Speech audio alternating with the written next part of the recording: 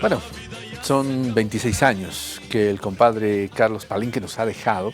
Y claro, lo importante definitivamente es recordarlo con todas esas enseñanzas que él ha dejado a los políticos, a la población en general. Estoy acompañado de Rafael Archondo desde México. Él es docente y, claro, ha vivido parte de esta historia política y cultural que nos ha dejado el compadre Carlos. Rafael, ¿cómo está? Buenos días. Gracias por atender esta entrevista. Bueno, le digo gracias porque sabemos que está en México y en este momento es muy temprano en México, así que tuvo que madrugar para poder conversar con RTP. Un saludo cordial hasta México. A ver, coméntenos qué recuerdos importantes nos debe traer este 8 de marzo, cuando ya han transcurrido 26 años de que el compadre Carlos nos ha dejado. Sí, muy buenos días, un abrazo. Efectivamente, en México son 2 horas antes, o sea que estamos hablando de las 5:30 de la mañana, pero bueno, por supuesto para mí es un enorme placer poder tener esta oportunidad de dirigirme a la audiencia de RTP, de poder conversar contigo y poder recordar a este importantísimo hombre público de la historia de nuestro país, un hombre que marcó época en la radio, que marcó época en la televisión, que también fue uno de los pioneros, podríamos decir, en el ámbito del folclore y que terminó, digamos así, sellando toda una trayectoria en la política boliviana, ¿no? Como uno de los políticos más importantes, creador y fundador de Conciencia de Patria y un hito fundamental en la historia de Bolivia si consideramos este proceso de acumulación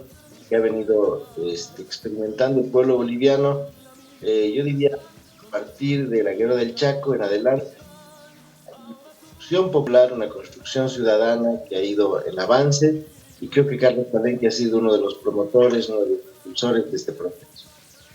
Rafael, vamos a retroceder un poco en el tiempo. En 1993, tú haces un ensayo, escribes un artículo sobre el compadre Carlos Palenque, que habla justamente de este crecimiento que él tuvo a partir de la música, a partir de un programa radial, y claro, que esto lo catapultó un líder político.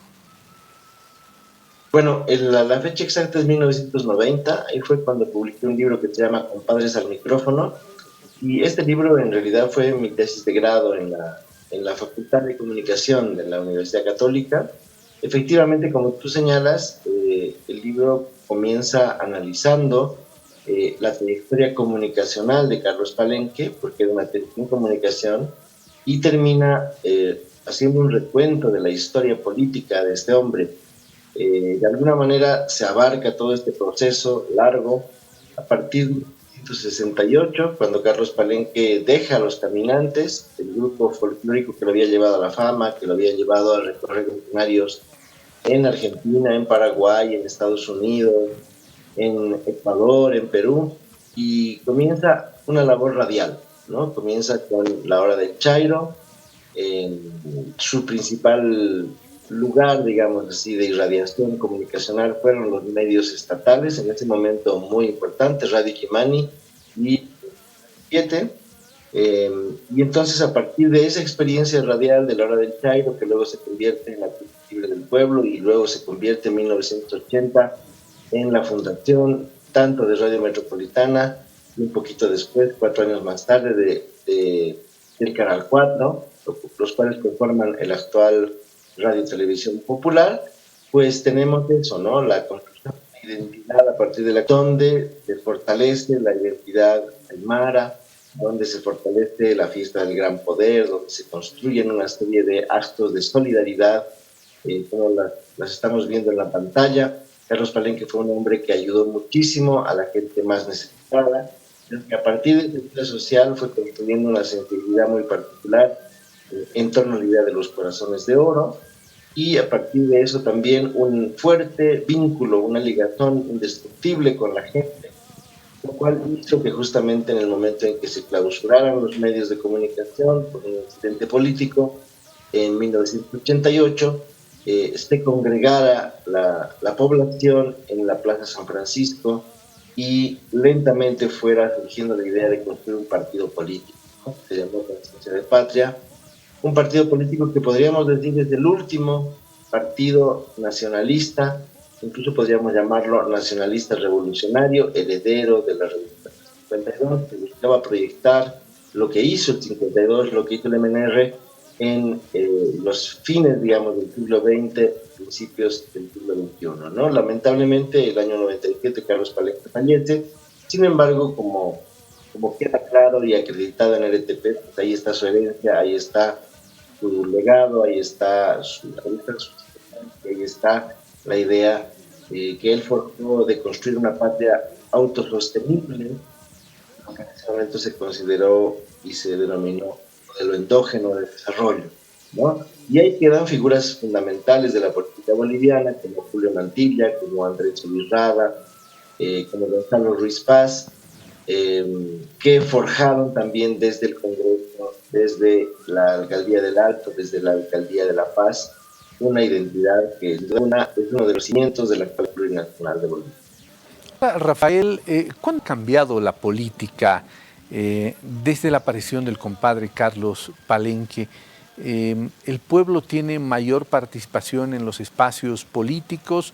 Simplemente un ejemplo, y claro, la aparición de Remedios Loza en la Asamblea Legislativa, en el Parlamento, como la primera mujer de pollera ingresando a un espacio donde hace algunos años solo algunas personas de determinada clase podían ingresar. ¿Ese podría considerarse un cambio importante dentro de la política desde la aparición del compadre Carlos en estas esferas? Pues Condepa yo creo que fue la profundización de la Revolución Nacional. Por supuesto, Remedios Loza es un hito importante, pero ya desde la Revolución Nacional, incluso antes, Bolivia contó con parlamentarios indígenas, ¿no? No es la primera mujer indígena que estuvo, digamos, en puestos de liderazgo, pero es sin duda alguna la primera diputada aymara. Y por eso digo que es una profundización de aquello que la Revolución del 52 ya había conseguido, ¿no? A veces se tiende a creer que todo comenzó por primera vez en aquellos tiempos, y eso efectivamente no es cierto. Por eso hablaba yo de la Guerra del Chaco. Después de la Guerra del Chaco ya comienzan una serie de pasos importantes en esta dirección, y sin duda alguna Condepa es una contribución muy importante en este avance, ¿no? Se recupera no solamente una identidad popular, una identidad que tiene que ver con nuestras raíces, nuestros orígenes precolombinos, sino que se empieza por primera vez a reivindicar la huipala, se empieza a utilizar el aymara como un mecanismo de campaña, y en ese sentido hay una profunda continuidad, una profundización también de aquello que el 52 ya había logrado con el parto de la tierra, con el voto universal, con la reforma educativa, y bueno, en sí, podríamos decir que el pueblo boliviano, pero sobre todo el pueblo de La Paz y Alto, realizan este avance que de alguna manera el MNR había dejado ya atrás, ¿no? Con sus rostros, con sus nuevas identidades. Recordar que el MNR ya hace tiempo estaba dirigido por Gonzalo Sánchez de Lozada y era un partido más bien de corte liberal, y entonces Condepa toma el relevo del MNR y recupera un poco estas raíces, las proyecta hacia adelante. Bien, Rafael, quiero agradecerte mucho la gentileza por haber madrugado, por habernos atendido. Te deseo lo mejor y te envío un fraternal abrazo hasta México. Bueno, un abrazo también para ti. Y sí, todo el día vamos a recordar estos 26 años de la partida de Carlos Palenque, y espero que sea un momento, una oportunidad para que muchos jóvenes comiencen a revisar también esta parte de nuestra historia y entiendan que muchas cosas que hoy disfrutamos no nacieron hace 15 años, sino que tienen una trayectoria mucho más larga y más profunda. Bueno, gracias a Rafael Archondo, docente y analista que nos ha acompañado en esta entrevista importante. Bueno, ¿qué le parece si nos vamos hasta la